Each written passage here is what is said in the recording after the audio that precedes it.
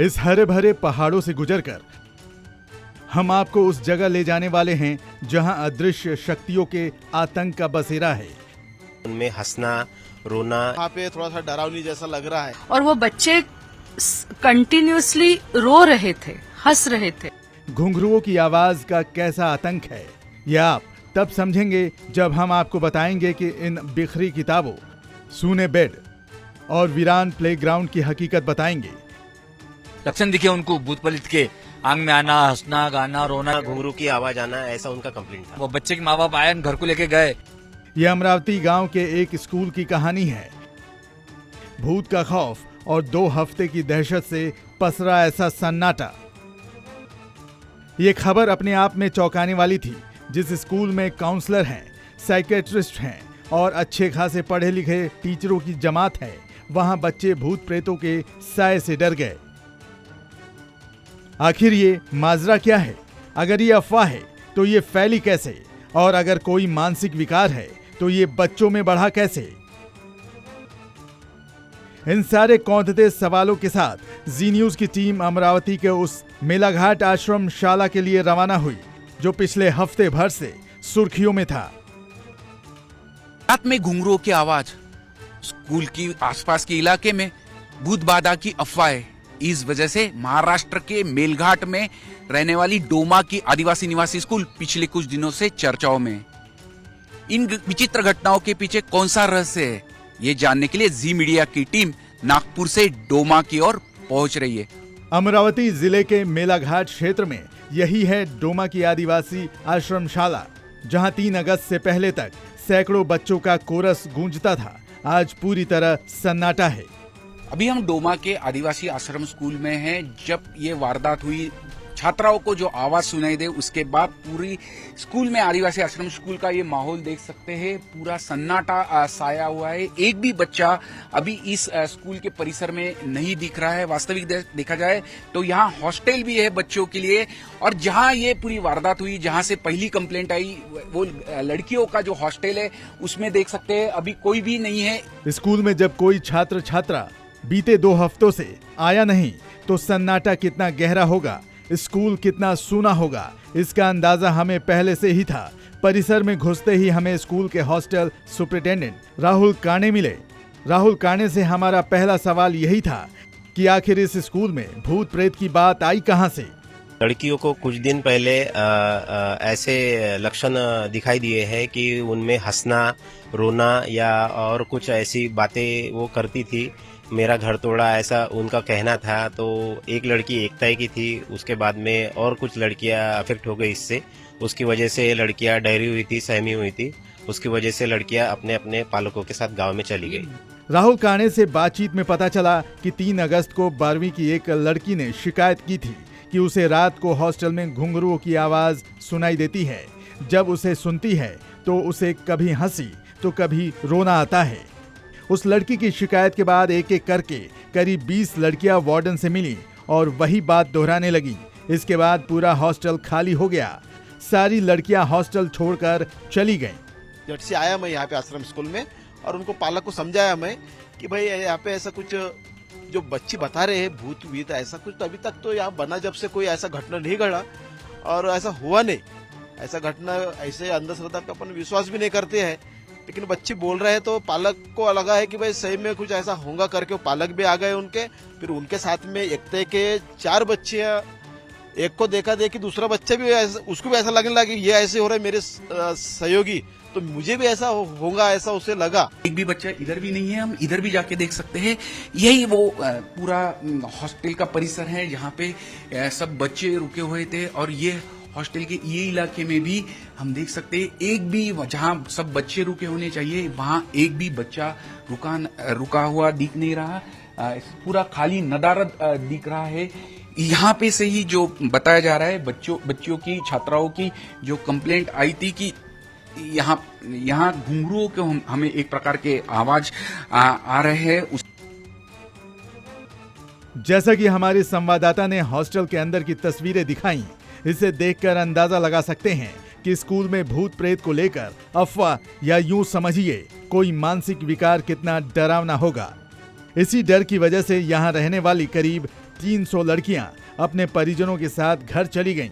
हालांकि स्कूल प्रशासन ने कुछ का साइकेट्रिस्ट से इलाज भी कराया और समझाया कि भूत प्रेत वाली बात सच नहीं है। प्राथमिक आरोग्य केंद्र काटकुम में लेके गए थे, तो डॉक्टर ने भी ऐसा डायग्नोस किया कि उनको ऐसा कुछ प्रकार भूत बाधा का नहीं है। ये मास हिस्टेरिया नाम की जो एक मेंटल इलनेस की ये डिसीज है, वो प्रकार डॉक्टर साहब ने हमारे को बताया था।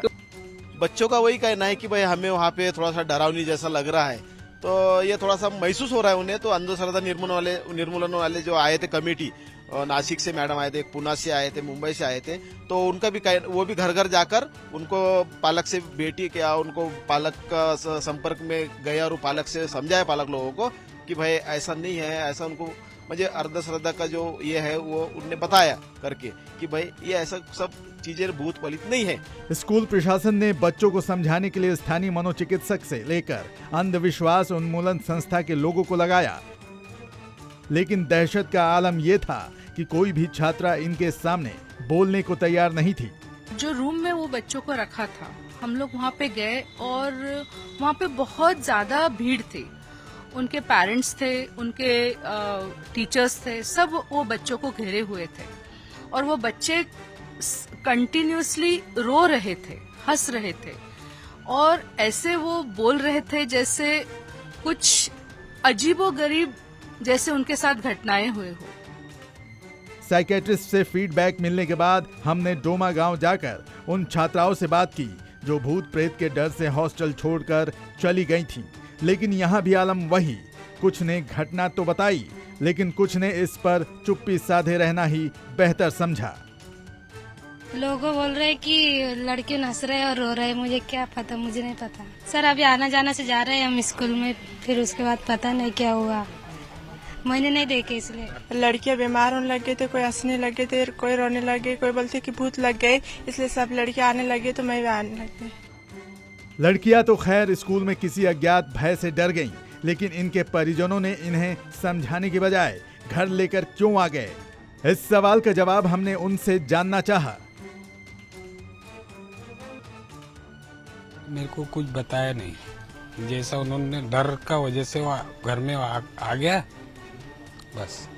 बीमारी था इसलिए वापस ला ले, क्या मालूम वो स्कूल में क्या हो गए, बच्चों में बीमारी हो गई तो सब जने ला लिया, छुट्टी कर दे सर लोग। घर में लाया तो क्या उनको इलाज किया और तबीयत ठीक हो गई। स्कूल से लेकर गांव तक के सफर में हमें इतना तो अंदाजा हो चुका था कि ये अफवाह के सिवा कुछ और नहीं। किसी एक बच्चे ने शिकायत की और इसके बाद देखते ही देखते तमाम छात्र छात्राओं में भूत का अज्ञात डर घर कर गया। डोमा की जो छात्रा है उसके अंदर वैसे वर्तन दिखाई दिए, तो इस वर्तन की वजह से भूत बाधा हो गई, ऐसे अफवाह लोगों ने फैलाना चालू किया। तो इस अफवाह के पीछे उस लड़की, वो जो छात्रा है, उसका वर्तन क्यों ऐसा हुआ, उसके पीछे अनेक कारण हैं। जैसे उसके अनेक समस्या है, महिलाओं की ज्यादातर समस्याएं ज्यादा होती है, तो इस समस्या का रूपांतर इस तरह से विचित्र वर्तन में परावर्तित होता है। चिकित्सा विज्ञान में इस तरह के डर को फास्मोफोबिया कहते हैं। ये एक ऐसा फोबिया है जिसमें अदृश्य शक्तियों का डर पैदा होता है। इसमें अचानक घबराहट, पसीना आना और धड़कन तेज हो जाती है। पैनिक अटैक इतना तेज होता है कि अकेले रहने से डर लगने लगता है। खास तौर पर अंधेरे में पीड़ित को हैलुसिनेशन यानी अदृश्य आकृतियां दिखती हैं। बात करने पर पीड़ित अपने विकार की असली वजह नहीं बता पाता। हम लोगों ने वो बच्चों को सहजते से बिठाया, उनको उनके साथ में धीरे से बात की और उनको ऐसा एहसास दिलाया कि हम लोग उनकी मदद के लिए आए हैं। तो वो बच्चे थोड़े से शांत हो गए, लेकिन वो कोई भी बात का उत्तर देने के लिए बिल्कुल राजी नहीं थे। हम लोगों ने उनको पूछा कि ऐसी कौन सी घटना हो गई है जो आपको इतना डरे हो, आप लोग इतना सहम गए हो, या आप बिल्कुल भी बात नहीं कर रहे हो। मनोचिकित्सकों के मुताबिक डोमा में स्कूल में जो हुआ वो मास हिस्टीरिया की कैटेगरी में आता है। इस स्थिति में कन्वर्जन डिसऑर्डर हो जाए, यानी एक की कही बात दूसरे को सच्ची लगने लगे, तो हालात और गंभीर हो जाते हैं। डोमा के स्कूल में यही हुआ। इस खबर को देखते हुए आप भी ये नोट कर लें और अपने बच्चों को भी बताएं कि भूत प्रेत जैसी चीजों के पीछे कोई वैज्ञानिक तर्क नहीं है। ये अफवाह से ज्यादा कुछ नहीं। अगर कोई ऐसी शिकायत करे तो मनोचिकित्सक के पास जाएं। उसे डर के साए में नहीं जीने दें। अमरावती से अमर काणे की रिपोर्ट।